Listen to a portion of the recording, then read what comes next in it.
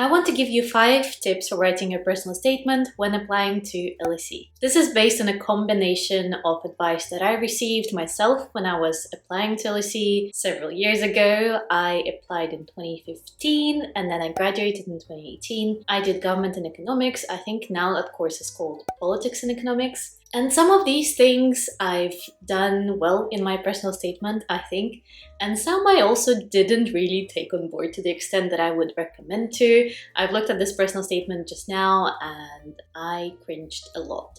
But from all of that experience, I hope to help you with a few tips, and here they are. Number 1, show that you're aware of current affairs and what's happening in the world. I feel that this is applicable to any subject area. As I was applying to do government and economics, I referred to a few political events that were going on at that time, and that included the Ukrainian crisis, it included the crisis of leadership in the EU, and in the same way, whatever subject you're doing, show that you are kind of following the news and what's going on and you're not just in your study bubble, because that will kind of demonstrate interest in your subject, but also just the fact that you're able to stay on top of things. I know that personal statements are not always an honest representation of where you're at. Mine definitely wasn't an honest representation of where I was at, and I definitely plugged in more things that I was interested in at the time of writing. Don't feel bad if you're a bit further from understanding exactly what's going on or how to write about the complex events that are happening, but strategically thinking, it's a good thing to demonstrate, whether honestly or not honestly, that you care about current affairs and you know what's going on. Following on from that, and kind of as a caveat to point number 1, is point number 2, which is don't just name drop or event drop or phenomena drop, but rather expand on an idea / quote / a name of someone that you're including in your personal statement in 1 or 2 sentences, because obviously you don't have too much space, you don't have too many characters available, so don't spend a ton on one single thing, but equally don't just name drop for the sake of name dropping or quote dropping. Tip number 3 might be in opposition to what you hear about LSE and that it's super academic and career based and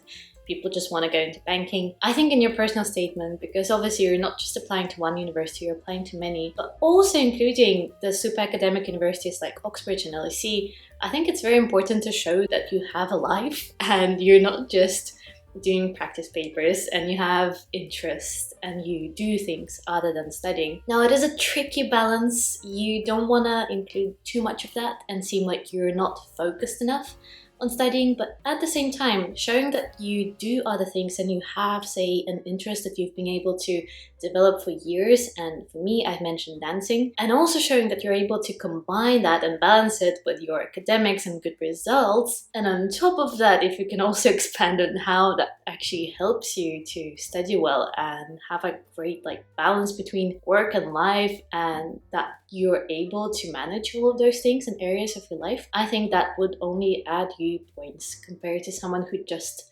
studies all the time. Point number 4 is show that you can take initiative and do things by yourself beyond the scope of what your school tells you to do and what's compulsory for you to do. So in my example, I mentioned the MUN conferences that I attended. I mentioned that I went for lectures that LSE organized and things like that, where I took initiative to do something that I didn't have to, because that will show that you are interested, and it will also show that you're not just passive in your learning, but you are active and you're also more independent. Because at university, you won't always have people looking over you and checking that you're doing the work. You will kind of have to be more proactive and more independent in your studying, and that is a good way to show it. Finally, tip number 5 is very general. That applies to your whole personal statement. Milk every single thing that you have done. And trust me when I say that, you can frame anything to sound better than it actually is in real life. If you've had a work experience, you can really stretch it and show how it's relevant to the course you're applying for. If you volunteered, if you've done any projects on your own, if you have a hobby, if you have extracurriculars. You might think it's irrelevant to, I don't know, the study of philosophy, but really any little thing can be stretched a lot. And you have to confidently brag in your personal statement.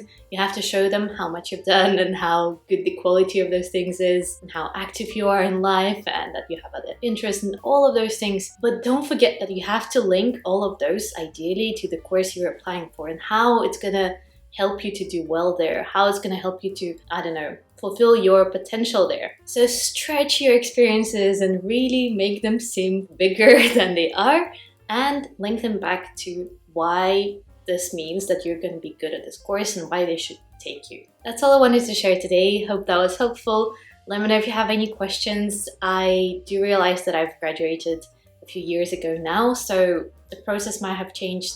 This is just my opinion on what I think makes a good personal statement, so just an opinion of one person. I'm also not in admissions of LSE, but if that is helpful, I hope you take something from it, and let me know any questions, any comments. I'll see you in the next video.